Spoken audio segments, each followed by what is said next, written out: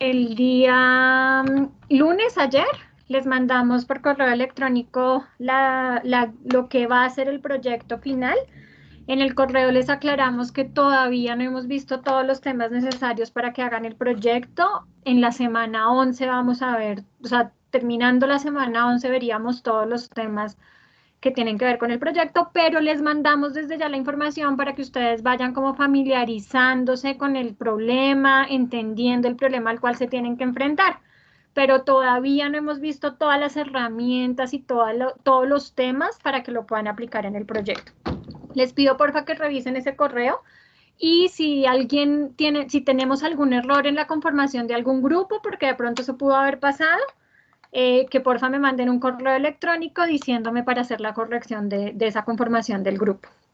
Ese es el primer varios. El segundo varios es que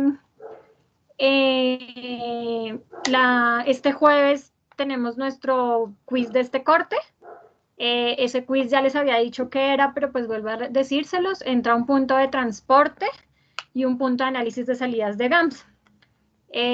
Vamos a hacer la misma metodología que usamos en el primer corte y es que subo por Teams a las 5:30 en punto el quiz y tienen pues la hora y media para desarrollarlo. El quiz está diseñado para 1 hora, pero pues tienen hasta las 7, perdón. Y vamos a darles 15 minutos más para que puedan escanearlo, subirlo a Teams, entonces para que solo, subirlo a Moodle, porque es la misma metodología que el semestre pasado, que el tercio pasado, entonces para que lo tengan en cuenta, tienen hasta las 7:15, pero la idea es que terminen a las 7 y de 7 a 7:15 estén subiendo el archivo para que no vayan a tener ningún inconveniente. Y el tercer varios es que el jueves, apenas terminen ustedes el quiz, tipo 7:30, subimos a virtual el enunciado del segundo taller de este corte, que para ustedes pues sería el único taller. Entonces, para que lo hagan con tiempo, recuerden que para ese taller tienen pues casi un poco más de 8 días para hacerlo, porque deben entregarlo el 10 de octubre, que es el día del examen del segundo corte. ¿Qué es ese taller? Es un ejercicio de transbordo. Es eso, el taller es un ejercicio de transbordo. Tienen que formularlo, subirlo a GAMS y contestar algunas preguntas que les hacemos. Entonces, para que no se vayan a dejar colgar con el desarrollo de ese taller. Y tenemos nuestro examen el 10 de octubre. ¿Qué es el examen? El examen entra a un punto de teoría. La teoría entra hasta lo que veamos hoy.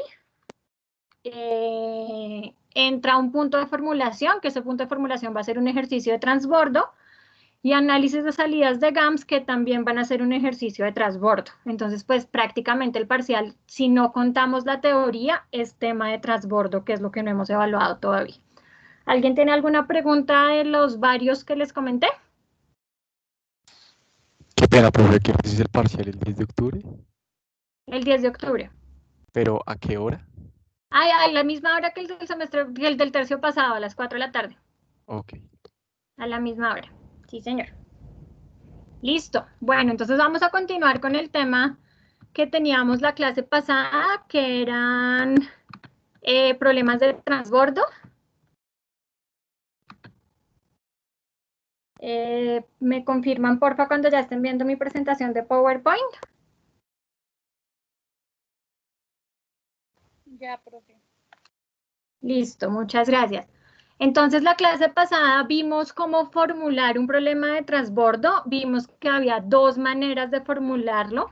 Llamamos la opción A cuando partimos las decisiones asociadas a lo que tiene que ver con la variable de transbordo y hacemos una variable que sea lo que va del origen al transbordo y otra variable que sea lo que va del transbordo al destino.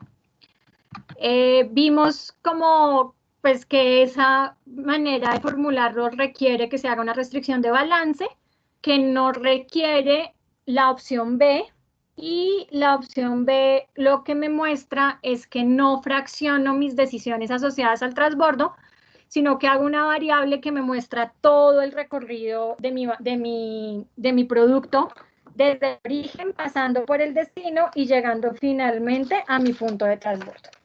Eso es lo que hicimos la clase pasada, lo hicimos con un ejercicio en particular. Voy a recordarles el contexto del ejercicio para que ahorita, haciendo el análisis de salidas de GAMS, todos me puedan ayudar a hacer el análisis de salidas. Entonces, era un problema que tenía 3 orígenes. Esos 3 orígenes estaban en Zipaquirá, Tocancipá y Bogotá. Teníamos 3 clientes, esos 3 clientes estaban en Manizales, Pereira y Armenia, y teníamos 3 puntos de transbordo que eran DHL, Supla y CCL. Y lo que se estaba mandando por mis puntos, por toda mi red, eran cajas de helado. ¿Listo? Entonces vamos a empezar a hacer el análisis de salidas de este problema en GAMS. ¿Listo? Entonces, vamos primero a hacer el análisis de salidas de la opción A. La opción A, recuerden que es cuando fraccionamos mi variable es relacionada con los transbordos. ¿Listo? Entonces, el análisis de GAMS se hace exactamente igual a lo que ya hemos venido haciendo, o sea, no hay nada diferente. Lo único es que hay cosas que no se pueden analizar dependiendo de la manera en que hayamos formulado. Entonces vamos a ver qué cosas se pueden analizar con la opción A y qué cosas no. ¿Listo? Entonces me voy a pasar el archivo en las salidas en GAMS. Porfa, me confirman cuando ya estén viendo las salidas. Ya, profe, ya se ve. Listo. Entonces, alguien que me diga cuál es el costo mínimo en el que puedo incurrir para cumplir con mi plan de distribución.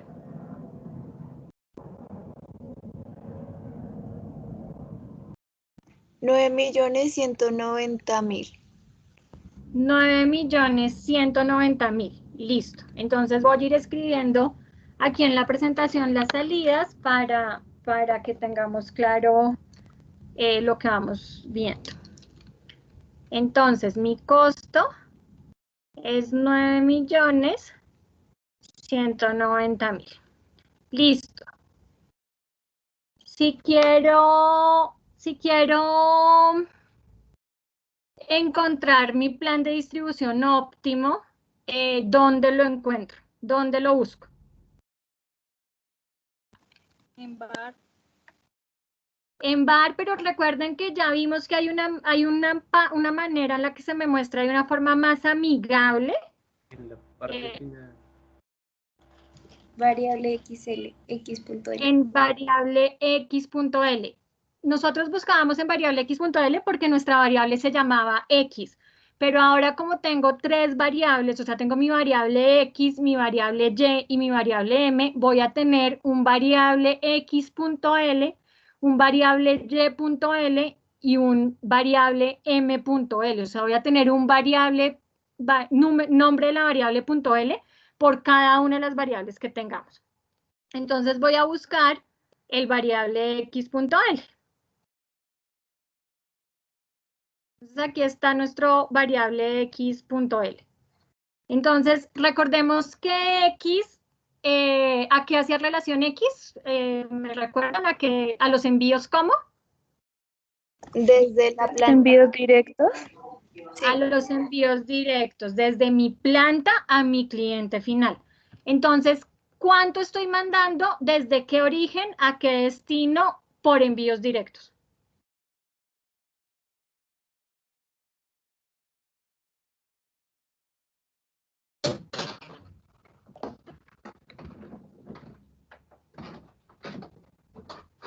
Se están mandando 2.200 cajas desde, ay, se me olvidó el nombre. Tocancipá hasta Pereira. Exactamente, estoy mandando 2.200 cajas desde mi origen 2 a mi cliente 2, que mi origen 2 es Tocancipá y mi cliente 2 es Pereira.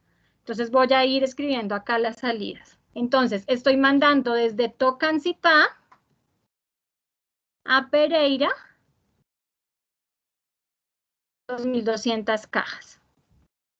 Estos envíos son los que hago de forma directa.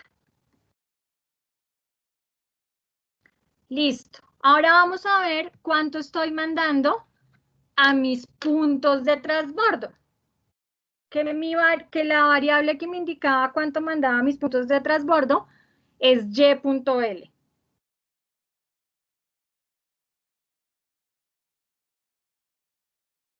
Entonces, ¿quién me dice cuánto estoy mandando a los puntos de transbordo?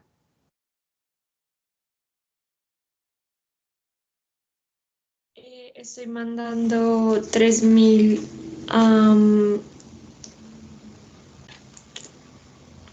No, me confundí ahí. Recuerden que siempre muestra en las filas lo que yo haya puesto de primeras en mi variable. Nuestra variable se llamaba Y y K. Entonces, en mis filas está I, que son mis orígenes, y en las columnas está K, que son mis transbordos. Entonces estoy mandando de Zipaquirá a DHL 3000 cajas. Sí. No, ADHL no. El transbordo 2 es Supla. Ah, sí, perdón, a Supla. De Tocancipá a Supla 300 y de Bogotá a Supla 1000. Exactamente. Entonces voy a copiarme esto acá. Entonces, estoy mandando desde Zipaquirá a Supla. ¿Cuánto era? ¿3.000? 1.300 y 1.000. 3.000 de Tocancipá a Supla estoy mandando 300 y de Bogotá a Supla estoy mandando 1.000.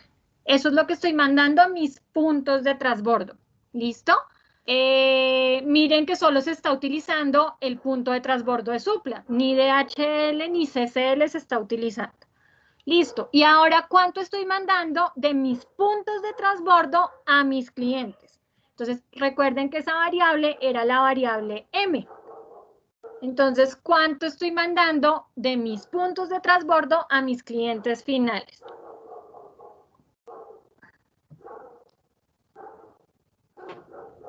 Profe, hágale. No se arrepientan.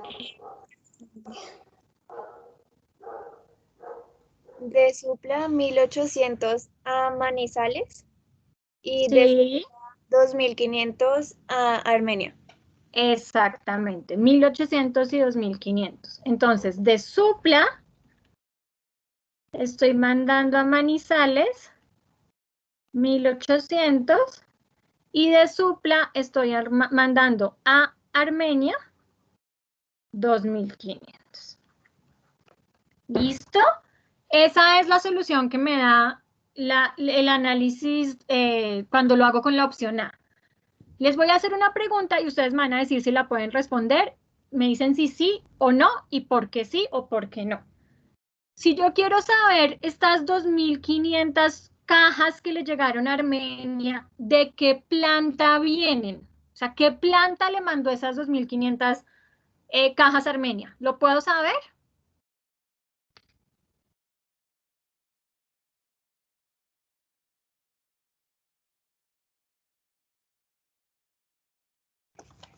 Profe, creería que una parte sí y otra parte no, porque en la parte B tenemos definido la X, que es la cantidad de cajas a enviar desde la planta al cliente, pero en Y, ahí sí va desde la cantidad de cajas a enviar a la planta, pasa luego a la que pasando, bueno, por Transbordo. sí, el transbordo y luego llega al cliente. No sé si ahí se pueda combinar, digamos, en la de Y.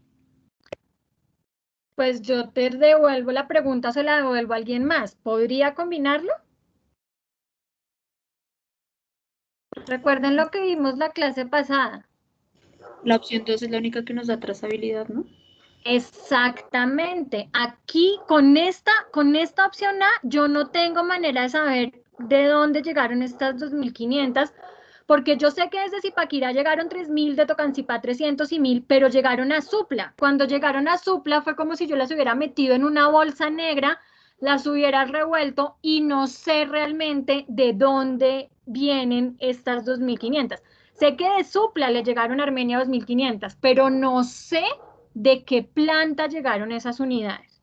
Entonces, esto no lo puedo hacer porque este problema no tiene trazabilidad. Entonces, como no tiene trazabilidad, no puedo analizar ese tipo, o sea, no puedo contestar ese tipo de pregunta. Listo. Digamos que el resto del análisis se hace exactamente igual, pero vamos a devolvernos a GAMS y voy a hacerles una pregunta acerca de los costos reducidos para ver si lo tenemos claro. ¿Ya están viendo GAMS? Sí, profe. Listo. Entonces, tengo este 1200. Alguien que me diga qué significa ese 1200. Estoy en mi variable var x, en la variable de envíos directos. Este 1200, ¿qué significa?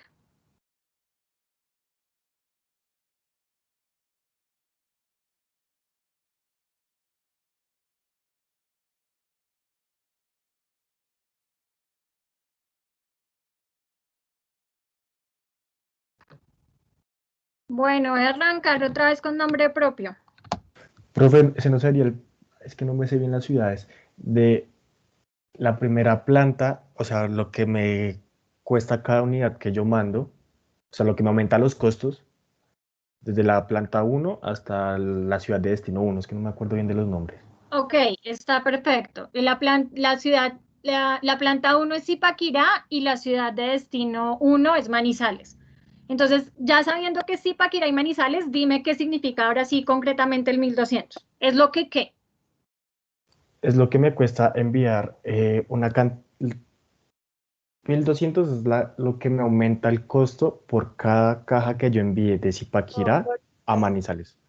Exactamente. Es cómo se me debería afectar el costo. A mí me dice que no mande unidades de Zipaquirá a Manizales. Me dice que esa variable es 0.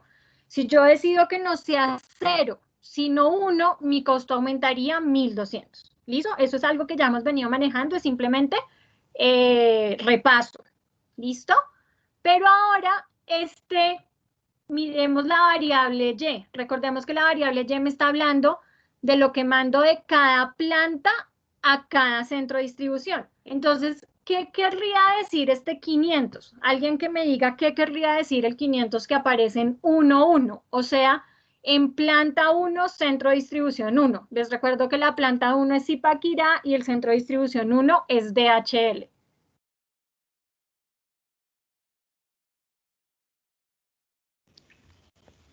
Que por cada unidad que si yo aumento en una unidad las cajas que voy a enviar de Zipaquirá a DHL, mi costo va a aumentar en 500 pesos. Ok, eso es lo que literalmente significa ese 500, pero yo les voy a hacer una reflexión y ustedes me van a decir por qué.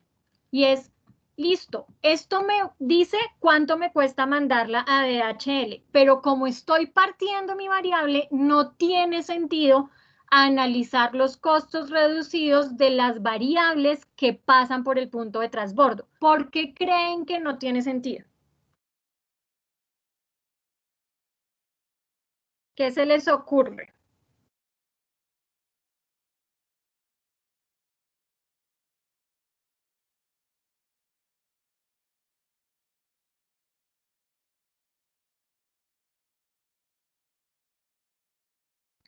Paula Chía.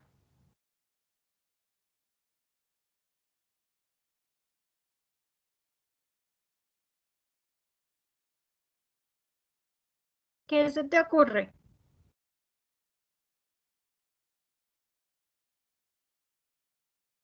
No te escucho, Paula.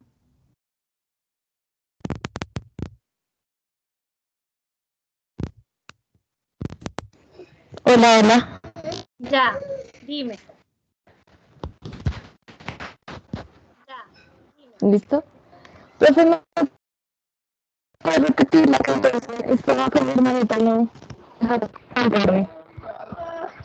Bueno, voy a repetir la pregunta y miramos si alguien más la contesta porque se te está oyendo bastante mal o sea, este 500 me dice cuánto me cuesta mandar una caja desde Zipaquirá a a DHL, Pero cuando yo parto mi variable, no tiene sentido analizar este costo reducido por alguna razón. ¿A alguien se le ocurre esa razón? O sea, ¿por qué no debería analizar un costo reducido de un pedacito? Profe, pues yo creo que la razón es lo mismo de la trazabilidad, que como yo no sé, digamos, si voy a analizar los precios de las cajas, los costos, perdón, de las cajas que llegaron a Armenia, no sé por de qué planta llegó, y entonces pues yo tendría que sumar el costo de la planta al transbordo y el transbordo al cliente, y entonces como no sé desde dónde llegó, pues no sería un costo real, ¿no? Algo así. Exactamente, o sea, lo dijiste clarísimo. No puedo analizar los costos reducidos porque solo me muestra un pedazo y no me está mostrando la trazabilidad. Entonces, si yo parto mis decisiones, no puedo analizar costos reducidos de mi variable de decisión. ¿Listo? Bueno, digamos que el resto del análisis es exactamente igual, que si quiero aumentar el precio sombra, ¿cuánto me aumenta? Entonces, rápidamente para ver si lo tienen claro. ¿Me conviene aumentar la capacidad de alguna planta? Sí, no, ¿por qué?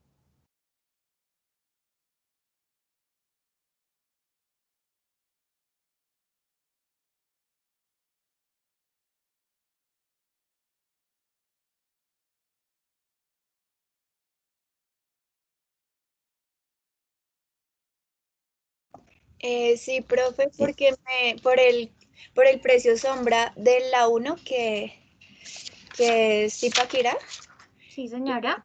y de la 3 que es Bogotá, porque el precio, sombra es negativo, lo que hace que mi función objetivo disminuya. Exactamente, eso simplemente era para recordarlo. Tendría que, si quiero saber cuánto aumentar, ¿qué debería hacer? Ir a mirar en dónde.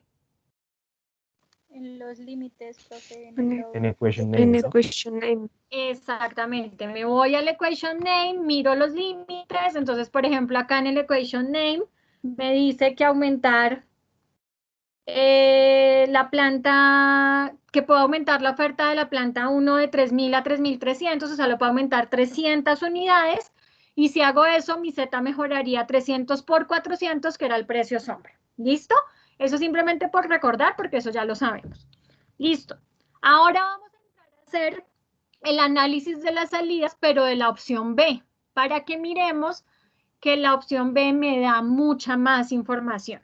Entonces, voy a abrir las salidas de la opción B.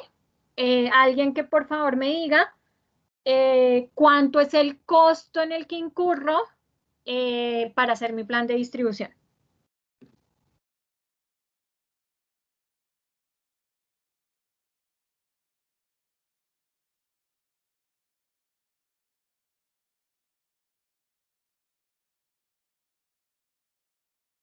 ¿Usted puede repetir la pregunta, por favor? ¿Cuál es el costo mínimo en el que incurro para realizar mi plan de distribución? 9.190.000. El costo es el mismo porque estoy solucionando exactamente el mismo problema, pero pues con una formulación de una manera diferente. Entonces, el costo sigue siendo 9.190.000. Entonces, voy a ir a analizar las salidas de mis variables. Voy al variable, aquí voy a tener dos variables. Voy a tener el variable, me voy a ir un momentico acá para explicarles, voy a tener un variable x.l y un variable y.l. Pero recordemos que nuestra variable y en esta ocasión tiene los tres índices, tiene i, k y j. Entonces, ¿cómo me muestra GAMS esta solución? GAMS me muestra en las filas, me va a mostrar i por k, o sea, todas las combinaciones de i por k que hayan, y en las columnas me va a mostrar j. Entonces, tengo que tener claro que me muestra en el orden en el que yo haya definido mi variable. Como la definí IKJ, él me muestra I.K, todas las combinaciones, y en las columnas J. ¿Listo? Para que lo tengan claro ahorita cuando me estén leyendo la solución.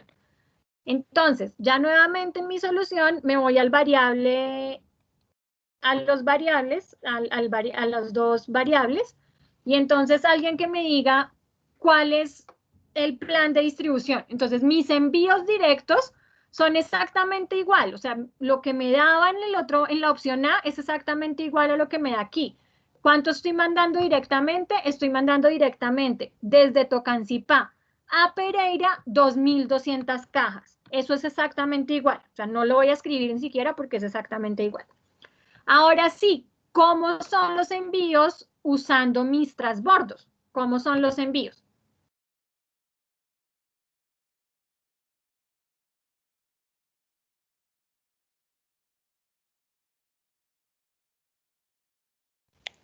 Pues debo enviar 500 cajas pasando por Zipaquirá, Supla y que lleguen a Manizales. Exactamente. ¿Qué más? 300 de Tocancipá, Supla a Manizales. Sí. De Bogotá, Supla a Manizales 1000. Y y 2500 de Zipaquirá por Supla, Armenia. Exactamente. Entonces voy a copiar esa solución para que podamos hacer ahorita un análisis. Entonces, me está diciendo que de Zipaquirá mando a Supla y luego a Manizales 500 y a Armenia 2500. Que de Tocancipá mando a Supla y luego a Manizales 300 y de Bogotá mando a Supla y luego a Manizales 1000 unidades, 1000 cajas. ¿Listo? Pregunta. Si yo les pregunto ahora de dónde vienen, o sea, qué planta le está enviando las 2500 unidades a Armenia, ¿me pueden contestar? Sí, profe. Sí, profe. ¿Cuál planta? Zipaquirá. Zipaquirá. Zipaquirá. Este problema sí tiene trazabilidad. ¿Listo? Si yo quiero saber de Manizales, pues entonces le digo, 500 llegaron de Zipaquirá, 300 de Tocancipá y 1000 de Bogotá. O sea, sé exactamente desde qué planta venían todas mis unidades.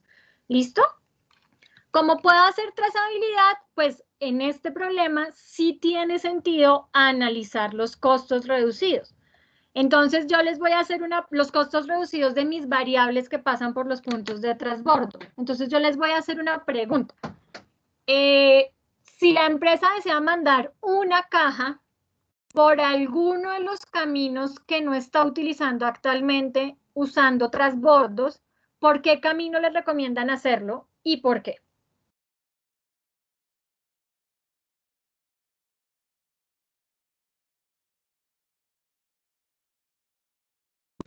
Profe 223, bueno, donde dice EPS, ya que tiene 223.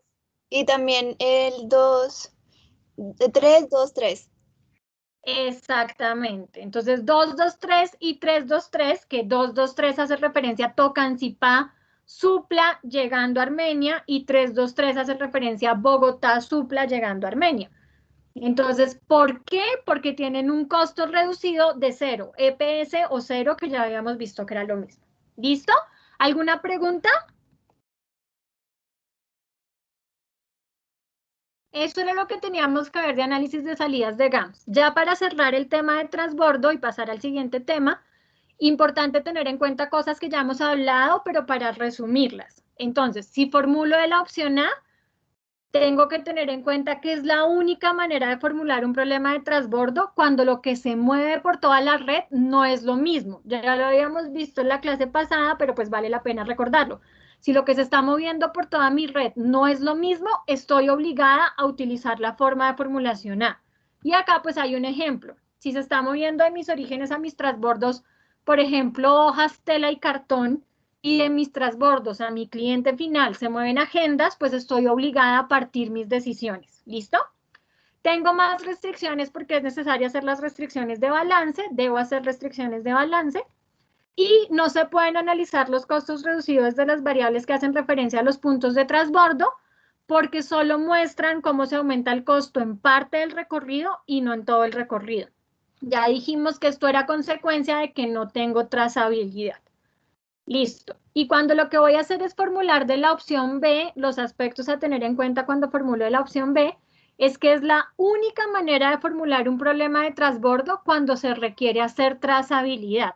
Si a mí me dicen que es necesario hacer trazabilidad, o sea, que es necesario saber lo que llega a mi cliente, desde qué origen viene, por qué transbordo pasó, necesito hacerlo de esta manera. Se tienen más variables de decisión porque pues las variables me muestran todas las posibles rutas, eso también lo analizamos la clase pasada. No se requieren las restricciones de balance, por lo que mi variable me está mostrando todo el recorrido, y se pueden analizar los costos reducidos de las variables que hacen referencia a los puntos de transbordo, ya que muestran todo el recorrido. Entonces, como mi variable de transbordo sí me muestra todo el recorrido, puedo analizar los costos reducidos. ¿Alguna pregunta de transbordo?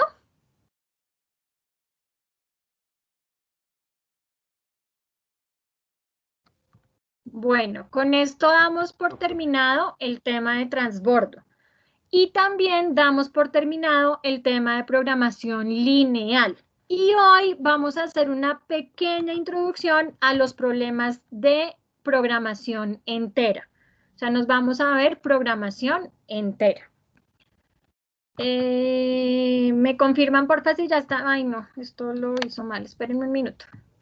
Voy a dejar de compartir pantalla un minuto y ya vuelvo a compartir porque no me mostró bien la presentación.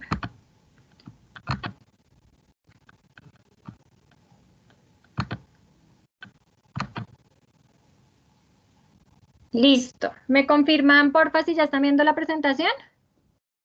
Sí, profe.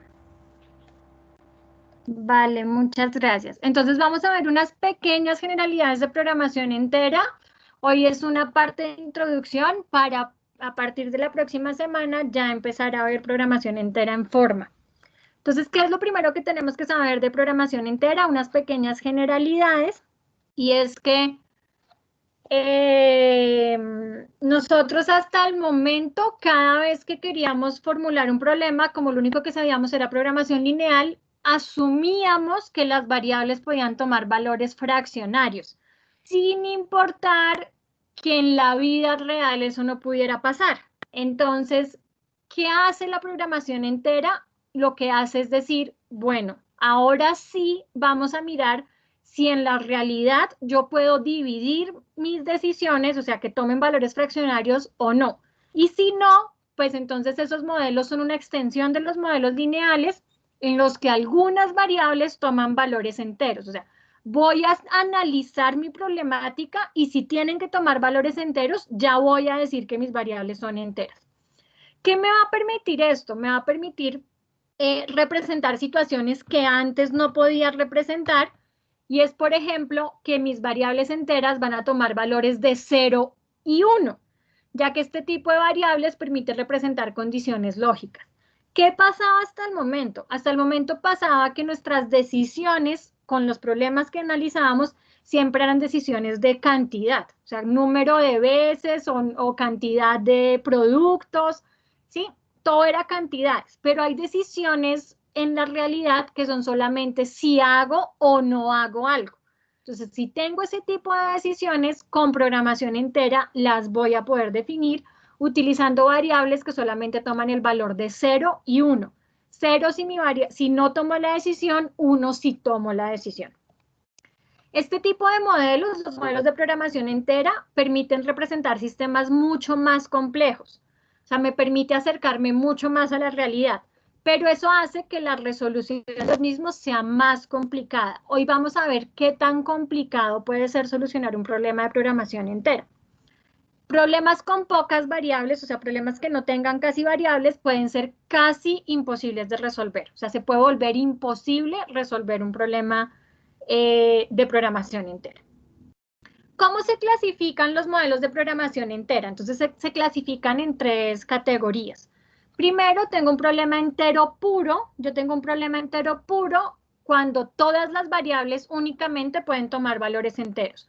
O sea, un problema en el que todas mis variables tienen que tomar valores enteros. Alguien que me dio un ejemplo de una problemática que se deba representar como un problema entero puro. Profe, no sé si...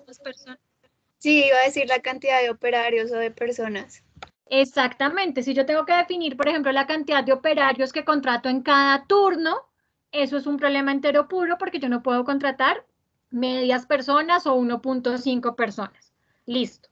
También puedo tener problemas como enteros binarios. ¿Cuándo voy a tener problemas enteros binarios? Cuando tengo problemas en los que algunas variables representan decisiones de sí o no, si hago o no hago algo. Y mis variables solamente van a tomar el valor de 0 o 1. Son los únicos valores que van a tomar mis variables. Alguien que me dio un ejemplo de un problema, de una problemática que se pueda representar como un problema entero binario.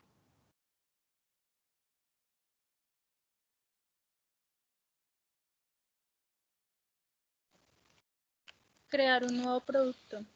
Puede ser. Crear un nuevo producto, o sea, lanzar un nuevo producto al mercado. Entonces mi decisión va a ser si lanzo o no el nuevo producto al mercado. Únicamente eso. Mi decisión va a ser 1 si sale el producto al mercado, 0 si no. Eso es un problema entero binario. Y por último, puedo tener un entero mixto. Son aquellos problemas que tienen variables continuas y enteras. Aquí hace falta algo y es que son aquellos que tienen variables continuas e enteras, pero también que tienen variables enteras y binarias. O sea, cuando tengo en un mismo problema variables de 2 tipos, ya es un problema entero mixto. Alguien que me dé un ejemplo de un problema entero mixto. O sea, un problema en el que tenga que tomar decisiones continuas y enteras, o binarias y enteras, o binarias y continuas.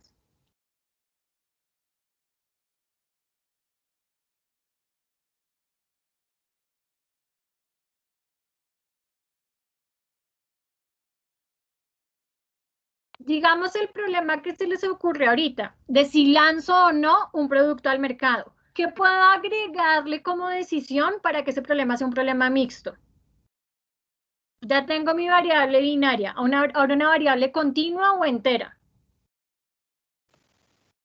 Que se mira la parte de las ventas. Digamos la cantidad de producto, de ese tipo de producto que voy a fabricar. O sea, una cosa es si lo voy a fabricar o no, y otra la cantidad de unidades que voy a fabricar. Eso sería un problema entero mixto. O sea, tengo mi variable binaria que me dice si voy a fabricar o no, y mi variable entera que me dice la cantidad de unidades a producir. ¿Listo? Bueno. ¿Cómo cómo es la nomenclatura de estos ejercicios? Entonces, si yo lo que tengo es un problema entero puro, la manera de decirlo es simplemente, o sea, la manera de formularlo es exactamente igual como ya lo veníamos formulando, variables de decisión, función objetivo, restricciones, pero cuando doy la restricción de signo, lo que hago es decir que X pertenece a los enteros, incluyendo el 0. Otra manera de nombrar esto es decir que X es mayor o igual a 0 y entero. Entonces, con eso le estoy diciendo que mi variable es una variable entera. O de esta manera o de esta. Si lo que tengo es una variable binaria, o sea, una variable que solamente va a tomar el valor de 0 o 1, la manera de decírselo es cuando haga mi restricción de signo diciéndoselo de esta manera. Digo que X pertenece a 0 o a 1, solamente toma el valor de 0 o 1. Y si lo que tengo es un problema mixto, pues voy a tener, por ejemplo, una variable que simplemente es positiva y una variable que es entera. Eso es lo que cambia en la formulación, no cambia más. La formulación es exactamente igual a como lo venimos manejando. Listo. ¿Qué métodos existen para solucionar un problema de programación entera? Entonces, lo primero es que tenemos que pensar que aunque en un principio puede parecer que los problemas lineales enteros son más fáciles de resolver que los continuos, dado que el número de soluciones factibles a analizar cuando el conjunto de oportunidades está acotado es finito, este número suele ser lo suficientemente grande. Aquí me voy a devolver un poco a método gráfico para decirles eso que está escrito ahí, qué es lo que quiere decir. Entonces, digamos que tenemos un problema de este estilo. Y mi región factible era esta, en un modelo de programación lineal. ¿Recuerdan cuántas soluciones factibles teníamos en este problema? Una sola. Soluciones factibles. No óptima, sino factible. Infinitas. Teníamos infinitas soluciones factibles, o sea, cualquier punto que estuviera en esta región era candidato, era una solución factible. ¿Qué pasa? Cuando mi problema es un problema de programación entera, ya no son infinitas, porque los puntos que son soluciones factibles son los puntos que están en esa región que son enteros. Entonces yo puedo contar el número de soluciones factibles, lo puedo contar. Pero aunque lo puedo contar, ese número suele ser lo suficientemente grande de tal manera que me vuelve muy complicado encontrar una solución. Entonces, es importante quitarse como ese mito que uno tiene. Como puede contar las soluciones factibles, cree que es más fácil, pero eso lo hace aún más complicado. Entonces, ¿qué métodos existen para solucionar un problema de programación entera? Entonces, existe el método de numeración exhaustiva, el método de relajación lineal, método de branch and bound o método de los planos de corte de Gomery. Nosotros en este curso vamos a mencionar enumeración exhaustiva y relajación lineal. Branch and bound se los mencionamos y método de los planos de corte se los mencionamos hoy, simplemente para que sepan que existen, pero no los vamos a mencionar. Entonces, alguien que por favor me recuerde, cuando vimos en problemas de programación lineal, ¿qué era lo que hacíamos con enumeración exhaustiva? O sea, ¿cómo era ese método? ¿Qué era lo que hacíamos?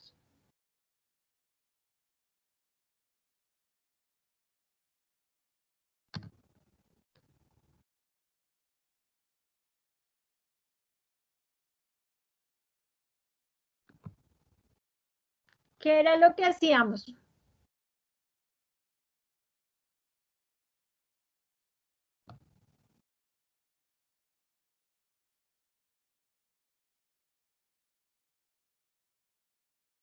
Como que encontrábamos los puntos de corte de estas restricciones y reemplazábamos en Z. Cogíamos los puntos extremos y cada uno de esos puntos extremos los reemplazábamos en Z. Y el que me diera el mejor valor era mi solución. ¿Qué pasa? Eso es exactamente lo mismo que hacemos en programación entera, pero no podemos coger los puntos extremos. Tenemos que coger todos los puntos que son enteros dentro de mi región factible. Eso era lo que tendría que hacer. ¿Listo? Entonces vamos a ver esos métodos y lo primero que hay que hablar de numeración exhaustiva es que es un método no viable. ¿Por qué no es viable? Porque tengo mis soluciones, o sea, el número de soluciones factibles que tendría que enumerar crece de forma exponencial. ¿Qué quiere decir que crezca de forma exponencial? Que a medida que crece el tamaño del problema, el número de soluciones factibles que yo tendría que enumerar tiende a infinito. Entonces, aquí hay un ejemplo para que entendamos lo que quiere decir que el tiempo crece de forma exponencial. Entonces, vamos a hablar de un problema binario que tiene n variables y el número de soluciones factibles a ese problema es 2 a la n, lo que hace difícil su comparación. Ese problema se conoce como el problema de la mochila. El problema de la mochila es el problema, digo yo, aunque suene un poco machista, pero creo que es lo que nos pasa a todas las mujeres cuando queremos viajar.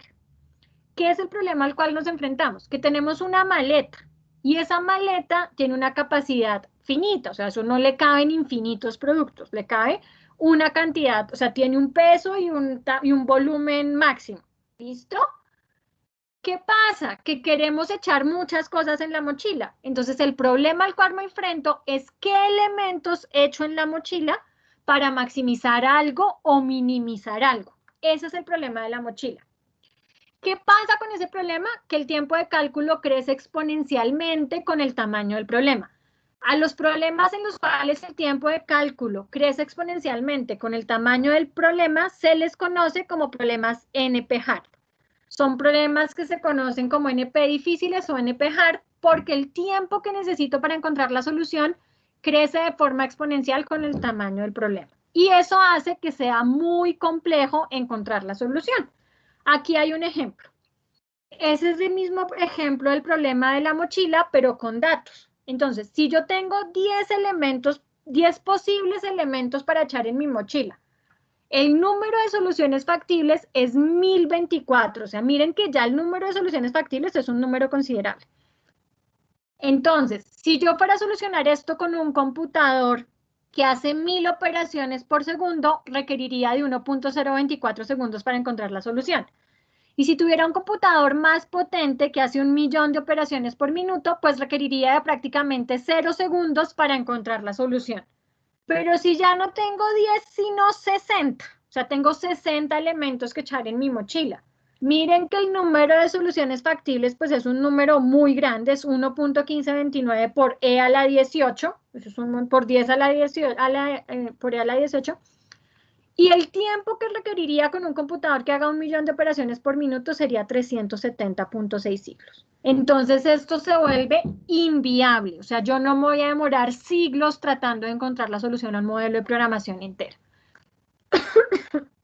Entonces, por eso es que este modelo, este método se vuelve no viable porque si tengo problemas de gran tamaño, ya no me va a funcionar. ¿Listo?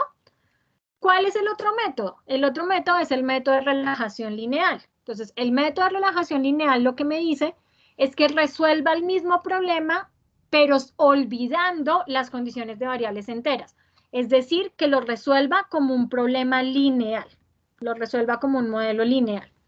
Lo resuelvo como un modelo lineal. ¿Y qué pasa? Si en el óptimo del problema relajado, o sea, el óptimo sin la condición de variables enteras, las variables son enteras, yo puedo tener la certeza de que esa solución también es el óptimo del problema entero. Puedo tener esa certeza. Nosotros ya vimos una clase de problemas en el curso en los que eso pasa, que yo lo soluciono como un problema lineal, pero tengo la certeza de que mi problema me va a dar entero. ¿Cuáles son esos problemas?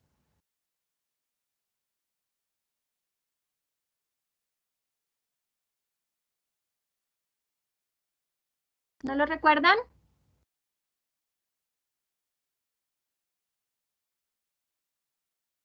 ¿Qué problema solucionábamos como un problema lineal, pero tenía una característica que yo sabía que iba a hacer que la solución me diera entera?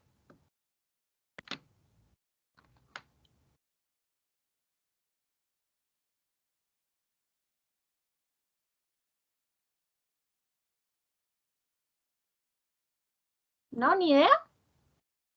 Eso es pregunta fija en el Profe, parcial. o sea, decirte cuál es de los ejercicios, pues Un creo que el tema de los específico. tapetes. Ah, no sé. Un tema específico que vimos. Bueno, lo voy a mencionar. Son los problemas de transporte. ¿Recuerdan que vimos que el problema de transporte tiene una característica de propiedades de soluciones enteras? ¿Ahora sí lo recuerdan?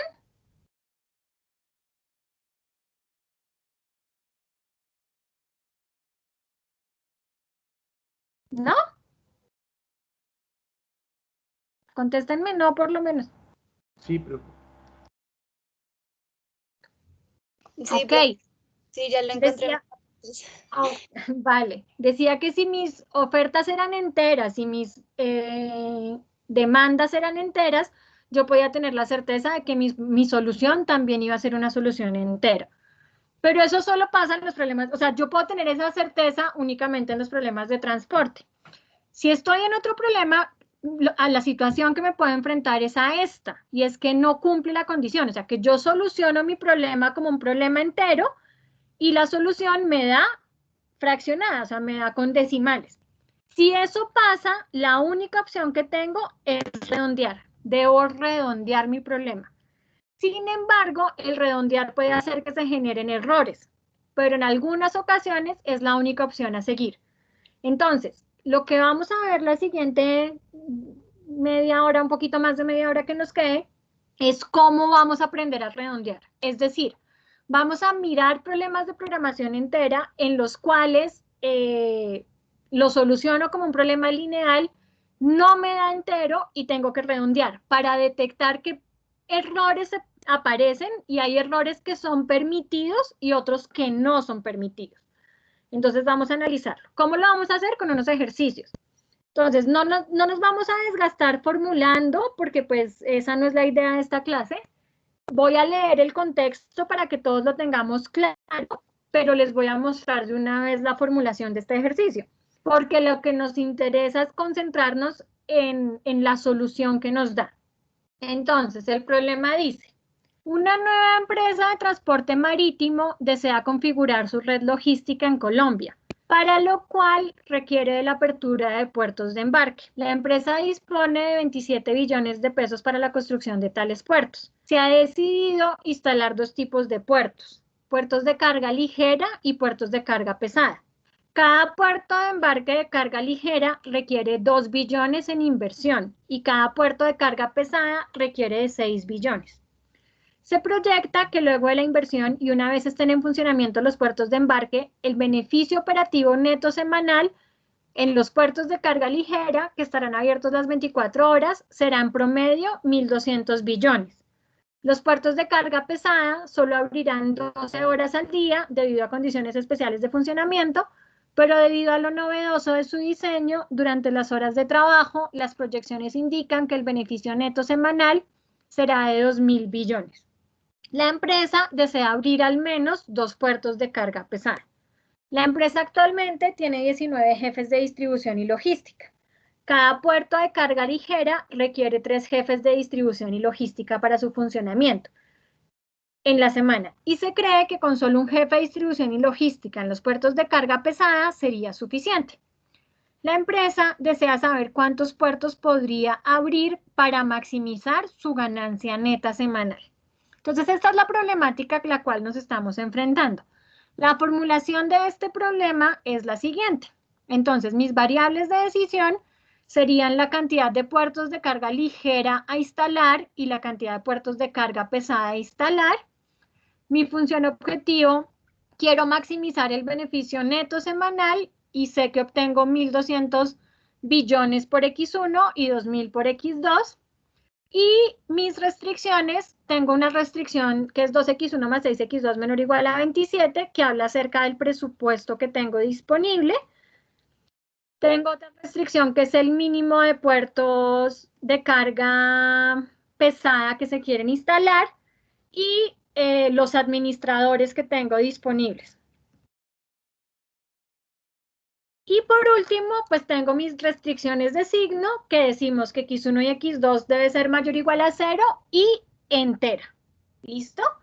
Entonces, vamos a aplicar el método de relajación lineal. Entonces, el método de relajación lineal lo que me dice es: olvídese por un momento que su variable es una variable entera y solucione el modelo como un modelo de programación lineal.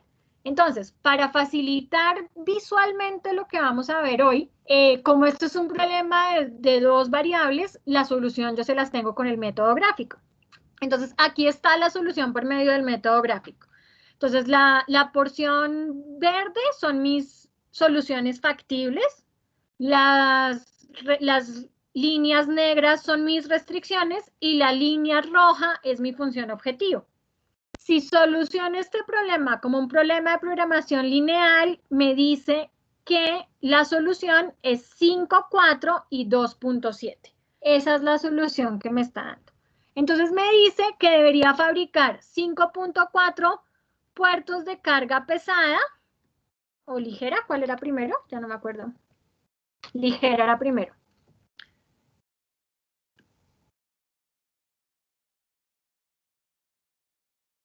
.4 puertos de carga ligera y 2.7 puertos de carga pesada. Pero sabemos que eso no puede ser. Entonces, ¿qué tenemos que hacer? Tenemos que redondear. ¿A qué valor vamos a redondear? ¿A qué valor vamos a aproximar?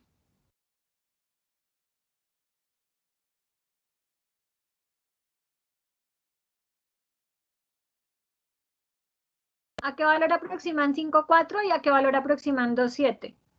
5 y 3. 5 y 3, pues eso es lo que nos han enseñado a nosotros. 5.4 está más cerca a 5, entonces aproximamos a 5, y 2.7 está más cerca a 3, entonces aproximamos a 3. Ahí estamos incurriendo en el primer error y les voy a mostrar cuál es el error. Aquí tengo exactamente la misma gráfica que teníamos inicialmente, pero los puntos que están en azulito son los puntos enteros que están dentro de mi región factible. Si aproximamos a 5,3, 5,3 está más o menos aquí. Entonces, ¿qué pasa con 5,3? No está dentro de la región factible. No está dentro de la región factible. Entonces, ese es el primer error que uno comete. Aproximar por fuera de la región factible. Y si yo aproximo por fuera de la región factible, ese error no está permitido. O sea, ese no es un error posible cuando yo esté aproximando. ¿Por qué razón no está permitido? Porque yo no puedo dar una solución que no cumple con mis restricciones.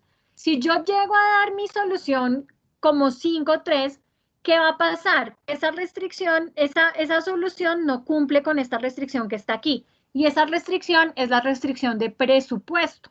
Y entonces me voy a quedar sin plata en la mitad de mi construcción. Y yo no puedo dar una solución que no sea factible. Entonces, ya sabemos que no es tan sencillo como decir, ay, voy a aproximar y ya. Tengo que garantizar que al aproximar estoy dentro de la región factible. ¿Listo? Entonces, ya sabiendo que no podemos cometer el error de estar por fuera de la región factible, ¿a qué valor van a aproximar? Garantizando que estamos dentro de la región factible.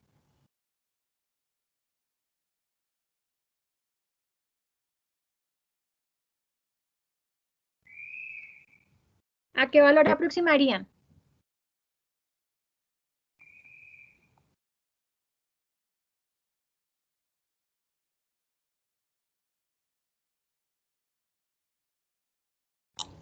¿5 y 2? 5 y 2, pues 5 y 2 está dentro de la región factible, es un punto de los que está dentro de mi región factible. Y eso es lo que uno por intuición haría, aproximar a 5, 2. Entonces vamos a decir que vamos a aproximar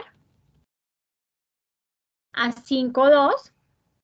Está dentro de mi región factible. Les voy a recordar que Z era maximizar Z igual a 1200x1 más 2000x2. Entonces, si yo aproximo a 5,2, ¿cuál sería mi valor de Z? Mi valor de Z sería, ¿cuánto? 1200 por 5 y 2000 por 2. 10.000. 10.000. Ese sería mi valor de Z. Si yo quiero solucionar este problema como un problema de programación entera y hacer numeración exhaustiva, para tener la certeza, o sea, la única manera para tener la certeza de que este punto que acabamos de escoger es el óptimo, es que yo tendría que hacer lo siguiente.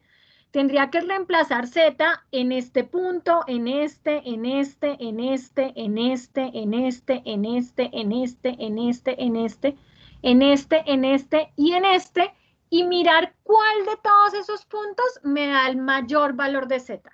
Tendría que reemplazar en 3, 6, 8, 10, 12, en 13 puntos.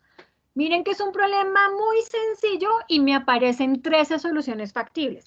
La única manera en la que yo puedo tener la certeza de que ese punto en el que aproximamos es el real es haciendo lo que acabamos de hacer. Y si hacemos eso, yo lo hice, la solución de este problema, la solución óptima de este problema es 4,3. Entonces, ¿cuál es el otro error en el que yo puedo caer? Aproximé a 5,2 y resulta que la solución óptima no era 5,2, sino que era 4,3. Mi solución óptima es 4,3. La solución óptima de este problema me da un Z de 10.800. O sea, si yo reemplazo 4,3 acá, me da 10.800. Ese es el otro error en el que puedo caer, que al aproximar no encuentre el óptimo. Pero ese error de no encontrar el óptimo, ese error sí está permitido. ¿Por qué razón sí está permitido? Porque la única manera en la que yo puedo tener la certeza que al aproximar estaría en la solución óptima es haciendo enumeración exhaustiva. Es la única manera. Y ya vimos que en los problemas grandes hacer enumeración exhaustiva se vuelve inviable. No es posible hacerlo. Tendría que tomarme siglos hacer esa aproximación. Claro, entonces los errores en los que podemos caer cuando estoy aproximando y cuáles son válidos y cuáles no.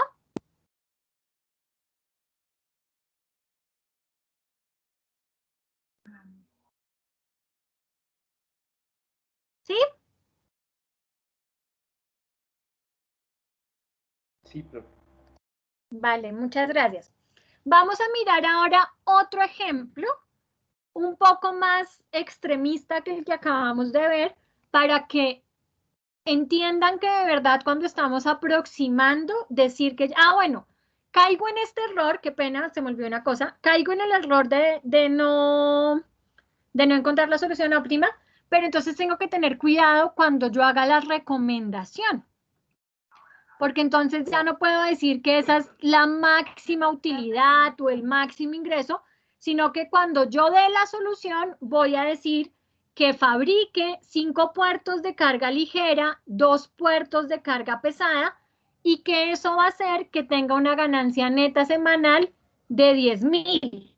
No digo que es la máxima porque no puedo tener la certeza. Simplemente digo que es ese valor una posible solución. Estoy encontrando una solución factible. No necesariamente es la óptima. No puedo tener la certeza de que esa solución es la solución óptima. Entonces, ahora sí, vamos a ver un ejemplo un poco más extremo en el que se hace mucho más evidente que al aproximar es difícil que yo llegue al punto óptimo. ¿Listo? La empresa de transportes intermunicipal, Cotransopdo, está pensando en modernizar su flota de buses. La empresa ha cotizado dos tipos de buses, uno full equipo, FE, y otro tipo Flix, TF. Los buses FE pueden transportar 21 pasajeros a todo confort en cada trayecto, y los TF pueden transportar 20 pasajeros.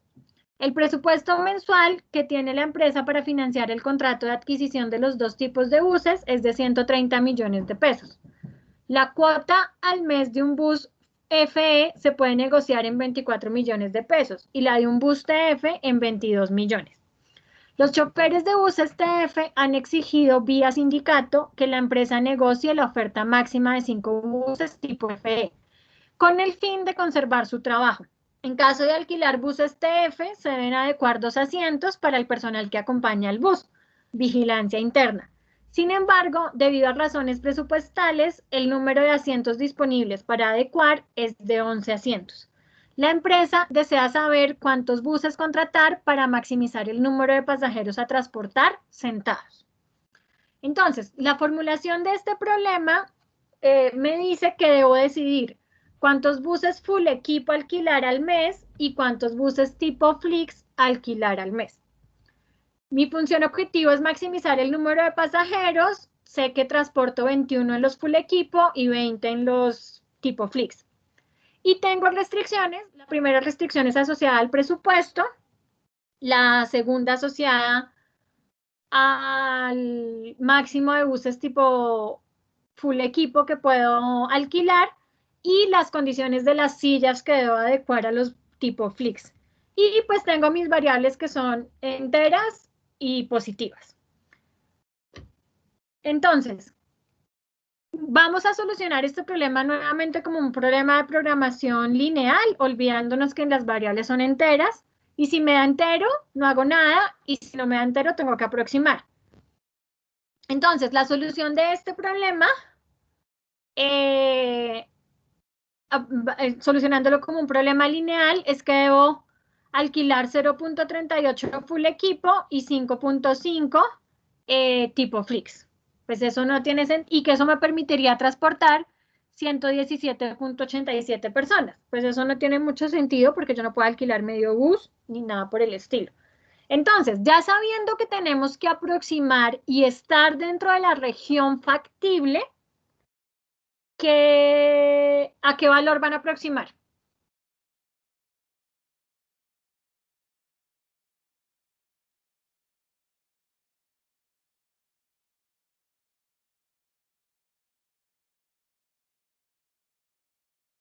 ¿A qué valor aproximan?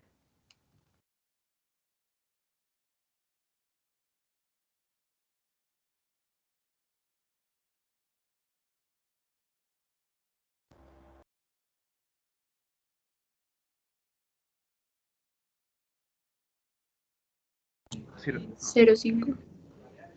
Aproximamos a 0,5, pues es lo que no se le ocurre. 0,5 está aquí, está dentro de mi región factible. Si aproxima a 0,5, puedo transportar 100 pasajeros. ¿Listo? Aproximando a 0,5 logro transportar 100 pasajeros. Si solucionamos este problema como un problema en el que están todos mis puntos enteros, tendría que reemplazar en todos estos puntos que están aquí y saber cuál me da el mejor valor. Y si hago eso, la solución óptima entera de este problema es 5, 0. Entonces yo les pregunto, ¿por qué no se les ocurrió aproximar 0,38 a 5? ¿Y por qué no se les ocurrió aproximar 0,38 a 5, sí? Ay, me enredé. Y 5, perdón, esto era 5.5. Y 5.5 a 0. Porque pues eso nunca se nos va a ocurrir. ¿Sí? O sea, eso nunca se nos va a ocurrir. Esto no, o sea, si yo estoy aproximando, no voy a llegar a la solución óptima nunca. O sea, aquí lo hace mucho más evidente. Entonces, ¿qué es lo que tengo? ¿Con qué me tengo que conformar yo? Con encontrar una solución factible. Esa solución factible es alquilar 0 buses full equipo, 5 tipo Flix, y eso me va a permitir transportar 100 pasajeros. ¿Listo? Era como para hacer más evidente lo que pasa cuando estoy aproximando. ¿Qué otro caso puede pasar si yo aproximo? Tener un problema que no tenga una solución lógica cuando yo aproximo, cuando yo me voy a un problema entero. Entonces, aquí no tenemos contexto de este problema, pero mi región factible de este problema es esto, y la solución como un problema de programación lineal me dice que x1 vale 3 y x2 vale 0.33. Si yo aproximo esto, digamos, a 3,0, estaría por fuera de la región factible. Y si empiezo a mirar qué valores están dentro de la región factible, el único valor que está dentro de la región factible entero es 0, 0. Y pues eso deja de tener sentido. Entonces puedo tener problemas que tengan solución como problemas lineales, pero que no tengan solución como solución entera, si lo quiero solucionar como un problema entero. ¿Claro hasta aquí lo que hemos visto, muchachos?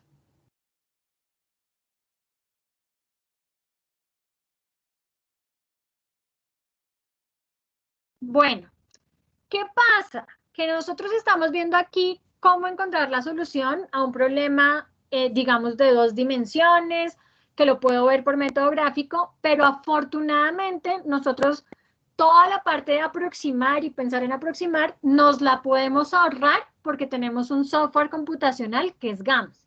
Pero dependiendo de la situación, se me pueden presentar algunas cosas en GAMS y voy a tener que saber cómo manejarlas. Por eso vimos toda la parte inicial de la clase. Entonces, ¿qué es lo primero que tengo que hacer yo? Vamos a utilizar nosotros GAMS para solucionar problemas de programación entera. Entonces, lo primero que tengo que hacer es decirle a GAMS que lo que tiene que ahora que resolver es un problema MIP. Entonces, sin importar, para GAMS, sin importar si es un problema entero puro, entero binario o entero mixto, todos esos problemas se llaman MIP. ¿Listo? ¿Cómo le digo que lo que voy a solucionar es un problema MIP? Entonces, lo primero que tengo que hacer es decirle el tipo de variable. Entonces, nosotros hasta el momento, cuando decíamos el tipo de variable, decíamos siempre positive variable. Ahora voy a poder utilizar o integer variable o binary variable. Integer si es una variable entera, binary si es una variable binaria que solamente puede tomar valor de 0 o 1. Después de hacer eso, cuando le voy a resolver el problema, ya no le digo LP, que era lo que usábamos hasta el momento, sino que le digo using MIP. Y le digo si voy a maximizar o minimizar. Y compilo mi problema, o sea, lo pongo a correr. ¿Qué puede pasar? Que en el model status me dé optimal. Y si en el model status me dé optimal, fabuloso. ¿Qué pasó? GAMS logró encontrar una solución óptima y esa solución es entera, porque yo lo solucioné como un problema MIP. Ese es como el mejor escenario. Si me da como solución optimal, puedo analizar la solución. Recuerden que ya no analizaríamos ni precio sombra ni costos reducidos. Lo único que podemos analizar es cuánto me da Z y el valor de mis variables. Eso es lo único que podemos analizar. Si queremos mirar la implicación de algún cambio en algo, tenemos que cambiar eso y volver a correr el modelo. ¿Listo? Este es el mejor escenario, que yo lo corra y me dé eso. Luego tengo otro escenario que no es tan ideal y es que me dé integer solution. O sea, no me da optimal en el model status, sino integer solution. ¿Qué quiere decir que me dé una solución entera? Es que GAMS encontró una solución factible, pero no la óptima. O sea, GAMS me está diciendo, logré encontrar una solución factible, pero no es la óptima. ¿Qué es lo que pasa? Que GAMS no se queda eternamente tratando de encontrar la solución de un problema. GAMS, antes de solucionarlo, calcula el tiempo máximo que requiere para encontrar una solución. Eso lo hace dependiendo del número de variables y el número de restricciones. Y si después de ese tiempo GAMS no logra encontrar el óptimo, GAMS nos arroja una solución entera. Y lo que nos está diciendo es, mire, esa solución es factible, pero no es óptima. Ahí tengo dos posibilidades. Quedarme con esa solución entera y decir que lo que tengo es una solución factible, pero no necesariamente la óptima, o pedirle a GAMS que se demore un poco más encontrando la solución. O sea, aumentarle el tiempo de ejecución a GAMS. ¿Cómo aumento el tiempo de ejecución a GAMS? Con esta línea de código. Les pongo option. Esta línea de código la pongo al comienzo de mi modelo. Es lo primero que pongo.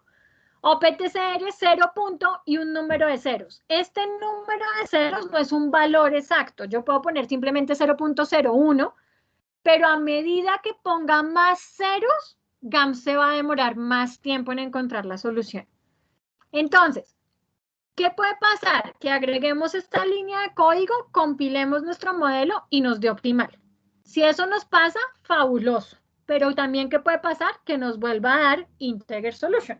Si nos vuelve a dar integer solution, puedo agregar más ceros y volver a compilar. Y en algún momento tengo que parar, o sea, no me puedo quedar eternamente tratando de encontrar el óptimo porque me podría demorar siglos tratando de encontrarlo. Entonces, la recomendación que se hace es poner aquí máximo 10 ceros y ahí parar. Si después de 10 ceros GAMS no logra encontrar la solución óptima, es que requiere tiempo infinito para encontrarla. Entonces, pues después de poner 10 ceros aquí, no ponemos más. Y si lo que nos da es integer solution, pues nos quedamos con esa solución y la aceptamos como una solución factible, pero no la óptima. Y el último escenario, y quizás el menos deseable, o sea, el más trágico, por decirlo de alguna manera, es que cuando compilemos nuestro modelo, en el model status nos dé integer infeasible. Si nos da integer infeasible, lo que GAMS nos está diciendo es que nuestro problema es entero infactible, o sea, que él no logró encontrar una solución entera factible. Pero que GAMS no la logre encontrar no quiere decir que no la tenga, sí la puede tener. ¿Qué tengo que hacer para solucionar si eso me pasa? Entonces, ¿qué es lo que me está diciendo GAMS? Lo que me está diciendo es que en lo que se ha recorrido del espacio solución, no se ha encontrado una solución factible. O sea, que GAMS no ha logrado hasta el momento encontrar una solución factible. Entonces, si eso pasa, tengo una posibilidad. Y es que hay una cosa que es un problema en GAMS, y es que el máximo valor que puede tomar una variable entera en GAMS por defecto, o sea, la configuración que tiene GAMS con el máximo valor que puede tomar una variable entera es 100. Entonces, si yo necesito que una variable entera tome valores mayores que 100, GAMS automáticamente me va a decir que esa solución no es factible. Pero pues eso es un error de GAMS. Entonces, ¿cómo puedo corregir eso? Lo puedo corregir cambiando la cota superior que tiene GAMS. ¿Cómo lo hago? Esto lo hago antes del sol, o sea, poniendo una línea de código antes del sol, que sea x.app y, j, o sea, que mi variable.app y, j sea igual a un número más grande. Entonces, aquí le estoy diciendo que el máximo valor que pueda tomar mi variable entera sea 1.000.000. Entonces, si yo agrego esta línea de código a mis variables en mi modelo, lo corro y me da integer solution u optimal, fabuloso. Logré encontrar lo que quería. ¿Sí? Si me da integer solution, pues puedo agregar esta línea de código, lo que ya vimos. Pero si yo agrego esta línea de código y me sigue dando integer infeasible, ahí estoy en problemas, porque GAMS no logró encontrar una solución entera. ¿Qué tengo que hacer entonces? Solucionarlo como un problema lineal. Entonces, ¿qué es como un problema lineal? Decir que mis variables no son integers, sino positive, que mi solución no es MIP, sino LP, y aproximar. Y ojalá eso no pase, porque aproximar cuando yo tengo muchas variables de decisión y garantizar que estoy en la región factible, o sea, que mi solución es una solución factible, no es tan sencillo. Para finalizar la clase, ¿cómo se les ocurriría si tuvieran que hacer este proceso, o sea, el proceso de aproximar, o sea, llegaron a esta situación que es la situación no deseada, pero llegaron a que nos da integer infeasible y tengo que aproximar, ¿cómo podrían ustedes garantizar que al aproximar están en la solución óptima? Ya no tengo mi región factible, o sea, ya no tengo mi dibujo de región factible, porque ya no estoy en 2 dimensiones, sino en n dimensiones. Entonces, ¿cómo puedo garantizar que al aproximar estoy dentro de la región factible? ¿Qué se les ocurre hacer? Profe, tal vez reemplazar en las restricciones y mirar si se cumple. Exactamente. Eso es lo que tendríamos que hacer. Reemplazar en todas y cada una de las restricciones, mirar si se cumple. Si se cumple, puedo tener la certeza de que esa solución es factible. Si no se cumple, tengo que entrar a jugar con la aproximación que haya hecho. Y eso no es tan sencillo. Pero eso nos puede pasar cuando estemos solucionando problemas de la vida real, que no lo pueda solucionar como un problema entero y me toque solucionarlo como un problema lineal. ¿Alguna pregunta?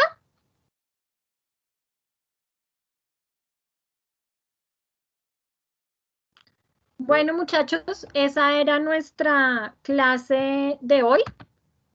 Hasta aquí entra en el parcial del segundo corte. Voy a detener la grabación.